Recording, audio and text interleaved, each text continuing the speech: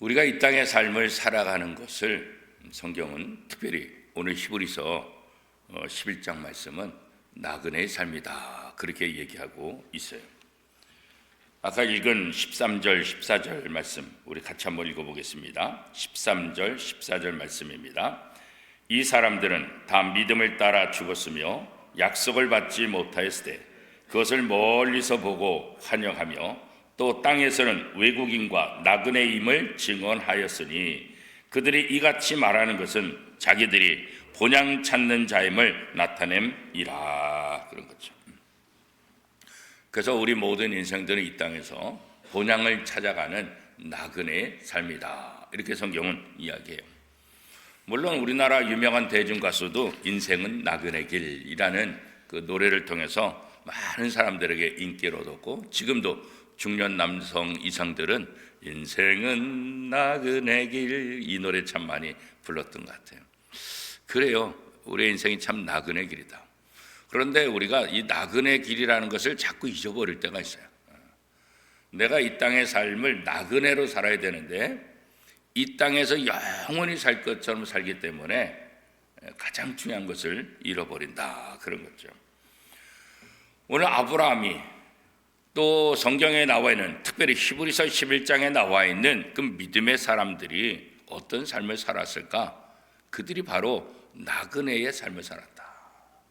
향수병, 내 돌아갈 그 고향을 생각하며 그 고향을 의지하며 고향을 바라보며 마치 향수병에 걸린 사람처럼 삶을 살았다. 그렇게 성경은 이야기하고 있어요.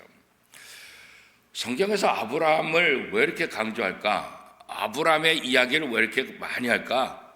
물론 아브라함이 하나님의 말씀에 순종했기 때문에 그 아브라함의 순종을 통해서 누구보다도 뛰어난 믿음의 모습을 보여줬기 때문에 성경은 아브라함에 대한 이야기를 많이 하고 있어요. 그러니까 이 아브라함의 믿음의 핵심은 뭐냐? 순종에 있는 거예요. 순종하지 않으면 그의 믿음이 그렇게 대단한 믿음이다, 믿음의 조상이다 그렇게 이야기할 수 없는 거죠.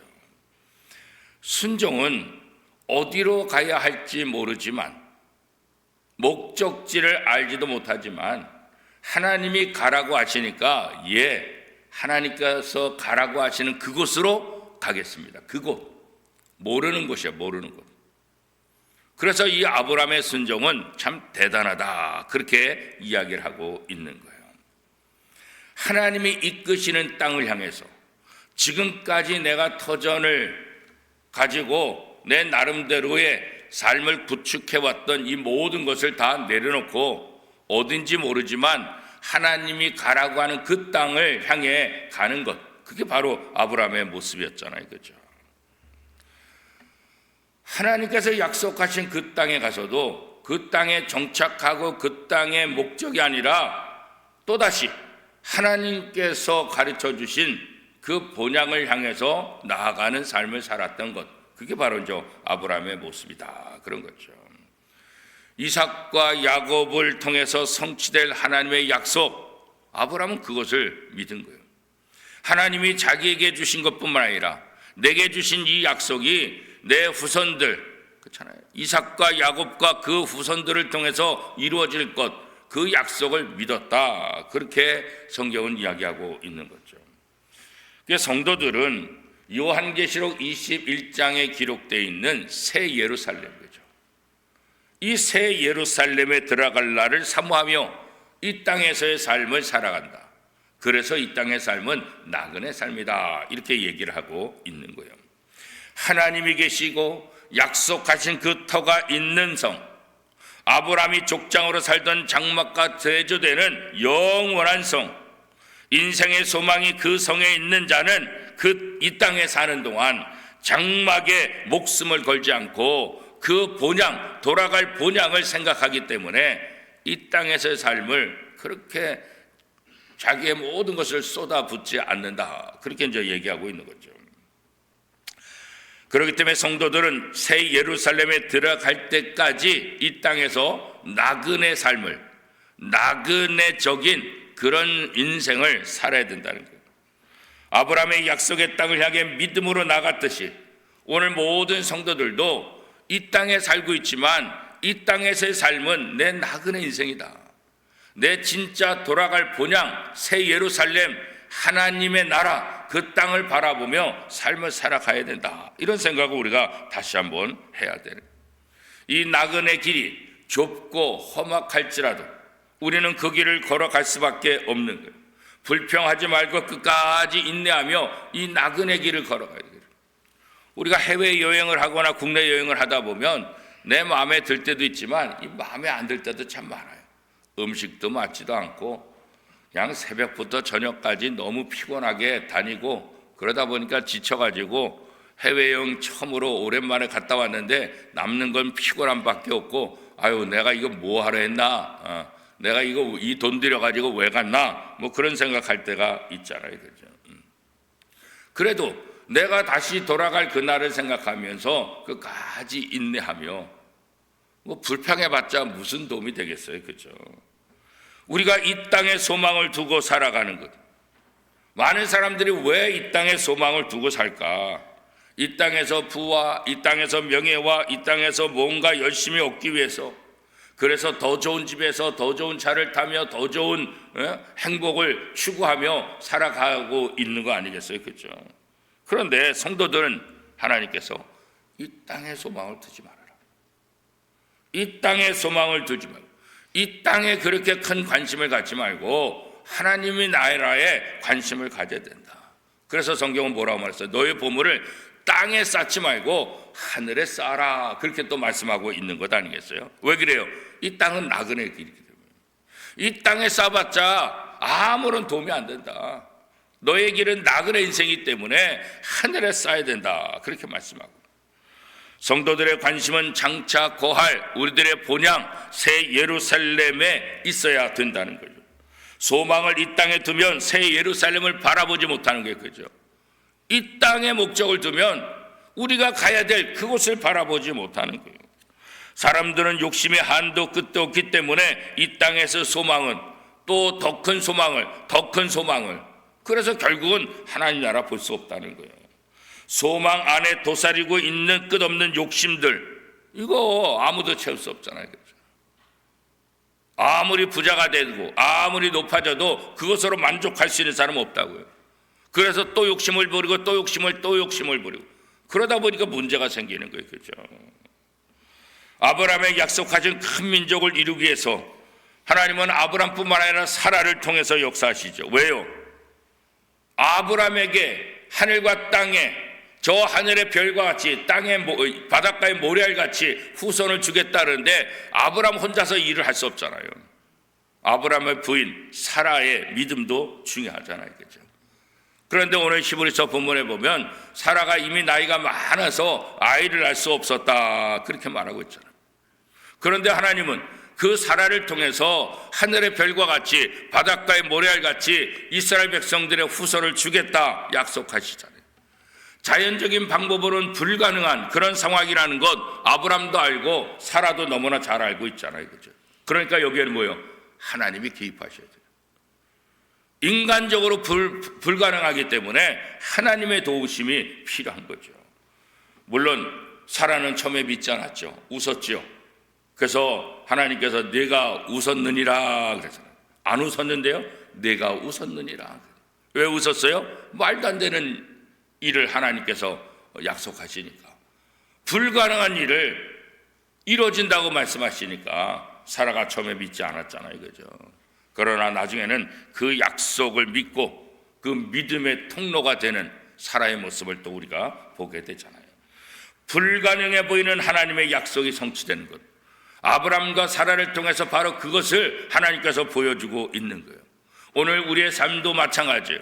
우리의 삶에서 우리가 볼 때 불가능하지만 이 불가능한 부분에 하나님이 개입하시면 불가능이 가능으로 바뀔 수 있다는 것을 우리에게 보여주는 거예요. 그러니까 눈에 보이는 이 땅의 것들, 또 우리의 판단과 우리의 생각으로 삶을 살지 말고 나그네 인생이라는 걸 생각하고 우리 삶의 주인은 하나님이시다, 하나님이 내 삶에 개입하셔야만 하나님의 놀라운 은혜를 경험하게 되고 우리 눈에 불가능했던 것들이 가능한 그런 삶으로 바뀔 수 있다. 이 믿음을 갖고 나그네 인생을 살아야 된다, 이렇게 말씀하고 있는 거예요. 지난 11개월 동안 그렇잖아요. 2024년 동안 우리는 나그네 인생을 사는 거죠. 누가 지나간 세월을 붙잡을 수 있어요? 누가 지나간 세월을 내 것이라고 말할 수 있겠어요? 이미 물 흐르듯이 다 흘러버렸잖아요. 과거가 됐잖아요. 다시 그때로 돌아갈 수 없잖아요. 다시 그것을 잡을 수 없잖아요. 여전히 우리 속에 후회가 있죠. 여전히 우리 속에 그때 한번 잘해볼 걸, 이런 아쉬움만 남지 다시 그 날을, 그 시간들을 우리가 되돌이킬 수 없잖아요. 그래서 우리는 지나간 세월을 바라보면서 하나님께서 다시 주시는 이 기회, 이 12월 또 2025년도에는 후회하지 않는 나그네 삶을 살기 위해서 어떠한 삶을 살아야 될까, 그런 것들을 우리가 다시 한번 좀 생각해 볼 필요가 있죠. 하나님은 지금도 아브라함과 사라의 뒤를 잇는 믿음의 사람, 나그네 인생을 승리의 길로 걸어갈 수 있는 그런 믿음의 사람들을 찾고 계시고, 그런 사람들을 돕기를 원하고 계시는 거예요. 사람들은 죄인이기 때문에 스스로 구원할 수 없다고요. 그래서 하나님은 예수 그리스도를 이 땅에 보내신 거잖아요. 성도들은 불가능한 일을 하나님이 가능하게 하신 것을 믿는 거예요. 그죠? 하나님은 아브라함과 맺으신 언약을 다 성취했잖아요. 그 약속대로 수많은 족속이 구원을 받게 되고 수많은 후손들을 누릴 수 있도록, 가나안 땅에 들어갈 때 남자들만, 전쟁에 나갈 남자들만 60만 명이 되는 거잖아요. 아브라함과 사라가 단 한 명, 이삭을 낳았지만 그 이삭을 통해서 먼 훗날 어마어마한 대군, 적어도 200만 명이 되는 사람이 적과 꿀이 흐르는 가나안 땅, 하나님이 약속하신 그 땅에 들어간 것을 우리는 성경을 통해서 보게 됐잖아요. 그렇죠? 우리가 불가능해 보이는 구원도 마찬가지죠. 우리가 구원을 이룰 수 없지만 예수 그리스도를 통해서 우리가 구원받고, 예수 그리스도를 통해서 우리가 하나님의 자녀가 되고, 그렇죠? 그래서 우리의 인생을 통해서 하나님을 찬양하며 하나님의 영광의 도구로 삶을 살아가야 된다. 그렇죠? 아브라함에서 요셉에 이르는 이 족장의 역사, 그렇잖아요. 창세기는 바로 이 세 족장의 역사잖아요. 아브라함과 이삭과 요셉, 야곱, 그리고 야곱의 후예들, 그렇죠? 이들의 삶의 모든 역사를 통해서 그들이 떠나온 본향 갈대아 우르가 아니라 그랬잖아요. 아브라함의 고향 갈대아 우르, 거기가 본향이 아니라 더 나은 본향이 있다. 그 더 나은 본향이 뭐냐? 바로 새 예루살렘이라고 요한계시로 말하고 있는 거죠. 하나님의 나라, 그렇잖아요. 예루살렘, 새 예루살렘을 바라보며 살아가는 것, 그것이 바로 신앙인들, 나그네 삶을 살아가는 사람들에 있어서 가장 중요한 것이다. 하나님은 믿음이 있는 자들의 하나님이라 불리시는 것을, 믿음이 있는 자들의 하나님, 불신자들의 하나님이 아니라, 하나님의 말씀에 불순종하는 사람들이 아니라 믿음이 있는 사람, 하나님의 말씀에 순종하는 사람들의 하나님, 그 하나님 되기를 하나님은 기뻐하시는 거예요. 그렇죠? 그래서 그들을 위한 한성, 새 예루살렘을 마련하셨다. 하나님이 설계하시고 하나님이 세우실 든든한 기초 위에 세워질 이 새 예루살렘, 이 새 예루살렘은 바로 창세기 1장에 나와 있는 에덴의 성취라는 거예요. 무너졌던 에덴을 다시 회복하는 거예요. 새 예루살렘이죠. 모든 사람들이 행복하고 모든 사람들이 하나님의 말씀에 순종했던 그 에덴, 그 새 에덴, 그 새 예루살렘을 우리가 기억하며 그 나라에 들어가기 위해서 이 땅에서 나그네 삶을 살아가는 거죠. 이렇게 히브리서에 우리 믿음의 선진들이 더 나은 본향과 하나님이 예비하신 성을 바라보며 삶을 살아갔던 것처럼 오늘 우리도 그런 순례, 나그네 길을 걸어가야 된다, 그런 거죠. 하나님은 믿음을 가진 사람들을 위해서 바로 이렇게 새 하늘과 새 땅을 예비해 놓으셨다는 거예요. 믿음의 선진들은 하나님이 약속하신 것의 실제를 어렴풋이 알고 있었지만 그들의 소망이 결국 그들의 것이 될 것을 확신하며 나가는 거죠. 그게 바로 믿음 아니겠어요? 그렇죠? 오늘 우리도 마찬가지죠. 이 땅에서 삶이 아니라 영원한 하나님의 나라 새 예루살렘, 그곳에서 우리가 하나님과 영원토록 왕노릇하며 살 것을 기대하며 살아가는 것, 그 확신 속에 살아가는 것, 이것이 바로 나그네 인생이다, 그렇게 말합니다. 사람들이 어떤 중요한 날들을 기다리잖아요. 그렇죠? 여러분이 기다리는 날은 어느 날이겠죠? 학생들은 어떤 면에서는 대학을 들어가서 입시 날을 기다리며 지금까지 쭉 공부하며 지난번에 입시를 쳤잖아요. 그렇죠? 대학을 졸업하고 고등학교를 졸업한 사람들은 어떻게든지 취업하는 그 날을 기다리며 살아갈 수 있죠. 결혼하는 그 날을, 내 집 마련하는 그 날을, 그렇잖아요. 아이를 낳는 그 시간을 기다리며 살아가는 거예요. 내 자녀들이 성공하는 그 시간을 바라보며 살아가는 거죠. 그렇죠? 그 꿈이 이루어질 것을 간절히 기대하며 기도하며 또 살아갔잖아요. 그렇죠? 그러나 우리 성도들이 정작 기다려야 될 날, 그 특별한 날은 어떤 날이에요? 예수님이 재림하셔서 새 하늘과 새 땅이 펼쳐지는 그 날, 우리가 기다린 날은 그 날이 되어야 한다는 거예요. 그렇죠? 우리의 시선을 예수님의 재림에 고정시켜야 돼. 이 땅의 나그네로 살면서 내가 가야 될 본향 새 예루살렘, 바로 예수님께서 재림하시면 그 나라가 이루어질 것을 기대하며 그 나라를 바라보는 것, 그것이 바로 성도들의 삶이다, 그런 거예요. 우리는 지금 대림절을 보내고 있어요. 지난주일 대림절 첫 번째 주일을 보내고 또 내일 대림절 두 번째 주일을 보내면서 다시 오실 예수님을 기다리는 것, 그렇잖아요.